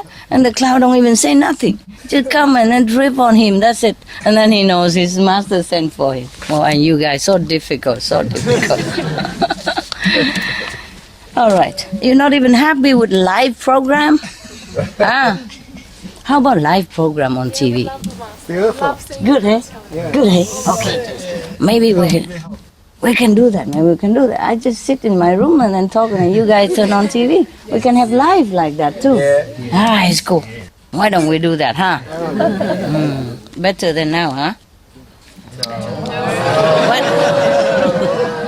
No. No. Why no again? You're so difficult to please you. Huh? It's like so-called mother-in-law or something. Mother-in-law, even less difficult. Okay, let's see. All right. Of course, I know you like to see me. I also love to see you. It just will cost you money to travel, airplane tickets and bus, and That's okay. here you have to pay for the tray or the cup, whatever, huh? Or both, huh? And water even, yeah. But you also spent some money for us too. Did I? Yeah. But the reward is better. Yeah, that's right. Are you worth it? Don't worry about it. Yeah. You worth it, man. Yeah. Your tray is even more expensive. It's okay. It's all paid. We don't owe anybody anything. Yeah. Master, is there a day that you let us to know what you have done to us? What I have? What? The day that comes that you let us to know what have you done to us? What have I done to you? Yeah, we don't know. I mean, you do a lot of things that we don't know already. Don't you know? I don't understand what he wants. He means what you've done for us. You don't know? What? Like what? Oh, everything that hidden, we don't know. No? If you don't know, it cannot hurt you. Oh, what do you want to know? No, I mean, there are so many things that you do we are not aware of it, you see. So, what do you want to know for? It's so many people, how can I tell it all? No, I mean, just maybe up there. Just, Send the cloud. Nowadays we have email, you know. We have telephone and email. It's more easy. Okay. When Wen Shi arrived in Sichuan, he began to ask people if they had seen a blue ox. This man is crazy, they say to each other, you know, the citizens of Sichuan. Who has ever seen an ox with a blue color? I told you, Lao Tzu gets a blue color. You know why it's blue? Huh? Is it really the color blue? Do you think it was really physically blue? No. Only the assistant of Wen Shu saw it blue. It's the color of the aura of the ox. Yeah, that's special ox because it's a special being incarnate in to be an ox for Lao Tzu to ride. And that person, because Lao Tzu riding him every day, of course he also have spiritual elevation. So he emit this kind of blue light. Okay? Sometimes you see some spiritual master also have blue light come from the eyes. Like when Vivekananda was in America, some people see him with a blue color of aura. Yeah.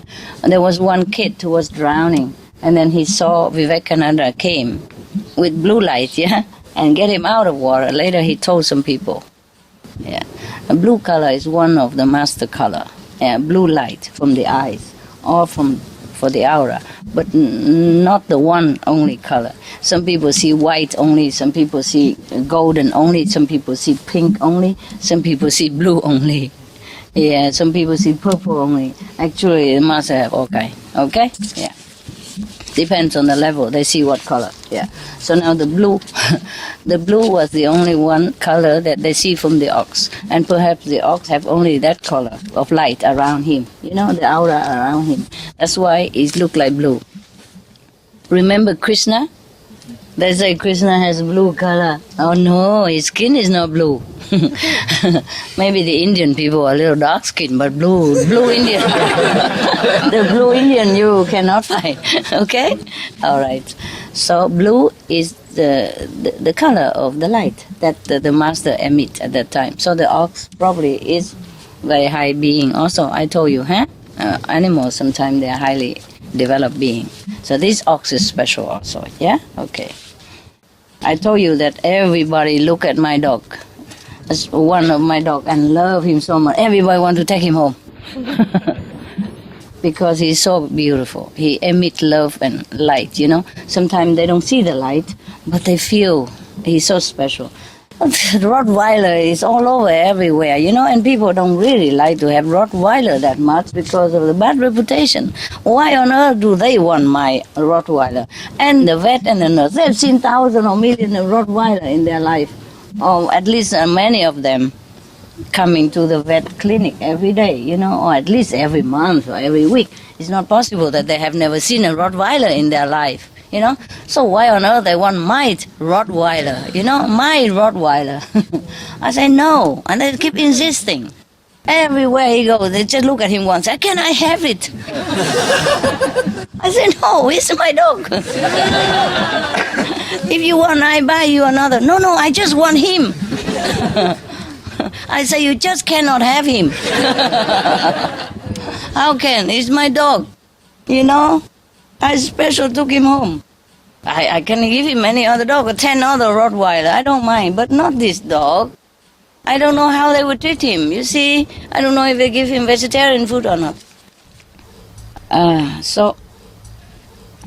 But people keep saying to each other, oh, this guy is crazy. Whoever seen an ox with blue color? Even then, he's not disappointed. He did not give up, so he kept going from one place to another and continue his search. And one day, as he was, having a rest on the roadside, he saw a young cowherd walking down the hillside, leading a blue ox. So he ran to the boy and said, can you please tell me who the owner of this ox is? So the cowherd replied, hey, my lady has a child who loves this ox. The ox ran away 2 days ago. Since then, my young master has not stopped crying. When Wenshu heard this, he was very delighted. He said to the boy, okay, when you see your young master, please tell him that Wenshu has arrived. A young master, not an old man. I guess Lao Tzu passed away at that time. And now he reincarnated and to a small boy. And now he has also another blue ox. Lao Tzu has already predicted that he will be reincarnated there after he died. Remember when he met him, he's already an old man. Yeah, perhaps he passed away after. And so now he's became an old baby already. But Wenshu knows that's his master. He said, when you see your young master, boy, please tell him I arrived already. Wenshu has arrived. So the cowherd took the ox to his master and said, Wenshu asked me to tell you that he has arrived. The child jumped up, clapped his hands, and said, he is finally here. Invite him in at once. Oh, even little child know already. This kind of mystery, nobody believe it, huh? It's okay. You believe, right? Yeah, this kind of thing. So when Wenshu stepped into the mansion, the child was transformed into Lao Tzu. Thousands of rays of golden light emanated from his body, and purple aura glowed around his head. A canopy emerged from the ground, and inside the pavilion was a seat surrounded by lotus flowers. Probably nobody else saw it like that. Probably only his disciple Wenshu saw it. See what I mean? Yeah. Because he see it in a different dimension. Yeah? He don't see the child there. He saw a real form of his teacher. Yeah. So the old man, Lao Tzu, walked to the chair, sat down, and said to Wenshu, when I left you, you were but a novice? Student? Yeah, a novice, a young student. Yeah. You were but a novice who aspired to cultivate the Tao. Today, I see a man with an air of an immortal. Immortal, well, I mean the one who never die. One who already transcends life and death. Doesn't mean that he won't die. Otherwise, we would have found him right now. And I don't have to come here. Otherwise, Lao Tzu would not have been reincarnated and become another child. You see what I mean? So, immortal in this sense means you don't die anymore. You transcend the cycle of birth and death and karma, retribution. That's it. Some people don't understand. They think, okay, we go then find the elixir in the Himalaya, something, and become immortal. Since time immemorial, always the kings go around, tell people go around and find the elixir of immortality for me. How? Even if you live long, your teeth will come out and everything is different. You can't have plastic surgery forever.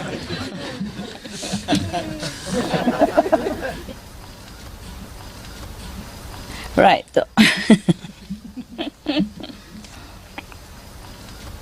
He continued, your spirit has journeyed to the purple chamber of the celestial palace. You have merged with the North Star, and your name has been entered into the roster of the immortals. How nice. Yeah. I wonder if his name is also engraved on his tray or not. On his cup, a stainless steel cup. What do you think? Huh? Huh? Well, being a, Perhaps, eh? does that mean that he comes back as a master? Is it wrong? Yeah, could be. Could be that he has reached already the 5th level. Yeah. So, I'm asking you about the name. Whether it's engraved in the cups or not, and you're talking nonsense. You tell us. You were too serious. We're having fun, and he's talking about the 5th level. Tayaga, so boring. Such a boring saint. When Lao Tzu finished speaking, now they're laughing because translation just finished. When Lao Tzu finished speaking, the room was suddenly filled with celestial messengers and immortals. Wen Shu stepped onto a cloud and was escorted into the immortal realm by the personal attendants of the highest lords of heaven. He passed away right there. What a nice thing to do. Yeah. So here is a note said Wen Shu that his name is also Wen Zu, Wen Zi. Wen Zi. It's like mosquito. Lived in the later part of the Zhou dynasty. That is about 11th century BC. Yeah.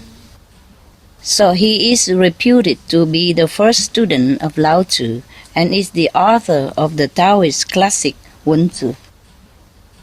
Wen Tzu or Wen Tzu? Wen Tzu. Okay, finish now.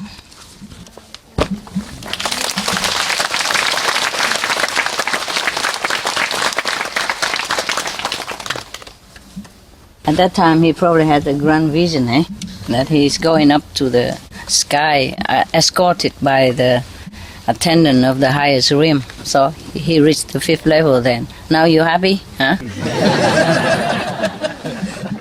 My God, can't even have a joke with you. Don't you understand some joke? I'm sorry. I'm sorry for yourself. My God, huh? Such a fun, and he always fix it on the Tao, you know. It's okay. You will arrive there, but don't have to be too clingy to it, you know. We have fun when we are in this physical world, you know. And that's why you have your tray and your cup.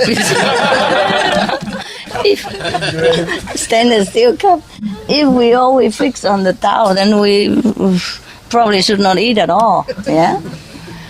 But eating, drinking is also a little break for the day, huh? Yeah, I'm telling you. Sometimes I work so hard and so tiring, you know. Of course, I can paint and I can sing and I can dance, but I can't do that every day. You know what I mean? So if, okay, go and have a little soup or a little bread or something, it's a kind of a change, yeah? Yeah, it's also very pleasant for the mind. to not to feel too burdened, you know. And then he continued the marathon afterwards. Okay, so you enjoy the food, all right? Yeah, and if you want to be breatharian, you're also welcome. You just do it yourself. Because what you don't eat, the next person will eat it. You pay more? No, no need. No, whatever, enough already. Enough for transportation and food, that's it. Nothing else. Nothing else you need to pay so much, okay? The house paid already. I don't like that. If I don't have money, I don't buy. Yeah? Very simple philosophy of life. What you don't have, you don't buy. It's like in the shop, what you break, you buy. So don't break anything. No, you pay for the food, it's okay, yeah, and transportation costs and all that, you know, because you just have to be correct, just like I'm correct. I also pay for what I eat here, even if it's my house. Yeah, because if I don't pay that, I eat your food, no? And then you have less food, and that's not fair, yeah. All the workers here, they pay also, or I pay for them. Nobody have free meal here. There's no free lunch. The Americans, they say there's no free lunch in this world. It's true. No, we just have to be correct, yeah? That's all, yeah? Otherwise, if you don't have enough money, you don't pay. It's okay, yeah? But let us know so we pay in. Yeah? Let the reception also we pay in so that everybody have enough food. Now and again, you come here and you enjoy the food. It's okay. But just eat enough so that you can meditate, okay? Otherwise, you just sit there. Digesting the food. It's okay too. It's okay. Whatever. You come only a few days. You enjoy, okay? Relax. You know what it's like. You are incredible, you. You can sit and sleep and stand, sleep. It's good. So you don't need bed anymore. No wonder in the room you put all the beds up. No need. You sleep in the air already. Yeah, so she was sleeping while standing there. So she just hear a little noise and then come out. That's it. No matter who. Because I go and try not to have a lot of light. I go in the dark with the phone light. You know, and she's standing there in the dark also, you know. And when I see there's no need the light, sometimes I can see without the light. So I don't need, and she don't have the light because what for standing there not with the flashlight, you know. The people, they should stop, they don't stop. And when they should stop, they don't stop. And when I'm coming to see you, they stop me all the time. Oh yeah, my goodness. Or flashing light in front of my face so that they can see you. They can see me, you know. Yeah, some people don't see me, so go grab me and stop me. Oh, they're okay. And then some other, you know, see me coming out and notice me, flash the light in front of my face, like so that he can see me, you know. Not on the road, but to see me. I say, on the road, man, not on me. Just blind me like that. I can't even see the road anymore. Normally, without his help, I could walk around. You know, when you used to with the, just a starlight or city light, simple light, you can see it. Because the white pepper, you can see it. I did not need the light sometime, you know. I don't need it. I can walk like this. And then he helped me. He shined the light right in front of my eyes. Then I'm blind, you know. I can't even see nothing. And it happened a lot of times. That's why I say, please don't help me. I'm used to being alone, okay? Just leave me alone. Just stand there, okay? Don't do anything, please. If I ask them, please do it. If I don't, please no need. Yeah, it's incredible. The Hufa is really incredible. You just stand there, okay? Like the palace guard. They don't move. Yeah? Even if you tickle them, they don't move. So if you are Hufa, just be like that for me, please. Everything else, I take care. Remember you say, Master, take care of everything.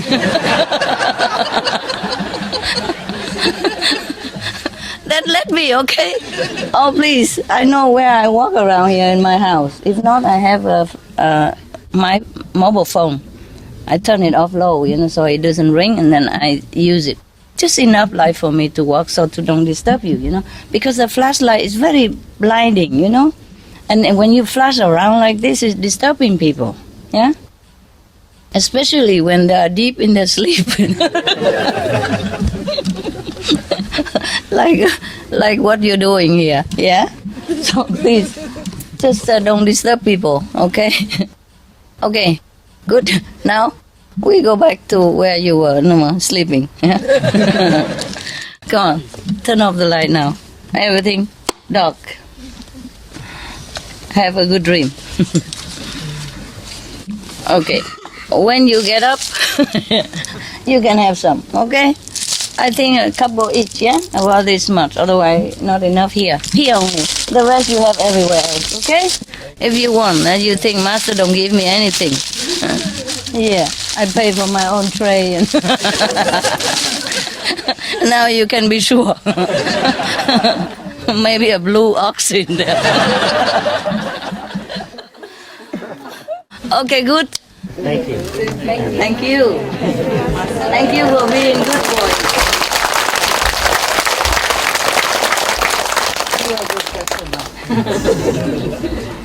Yeah. It's good that you can laugh, you know, that means you relax. Huh? Yes. That means you're not too serious. That means it's good. That means you really loose enough. Yeah, so I can relax too. Because if I sit in front of somebody like this,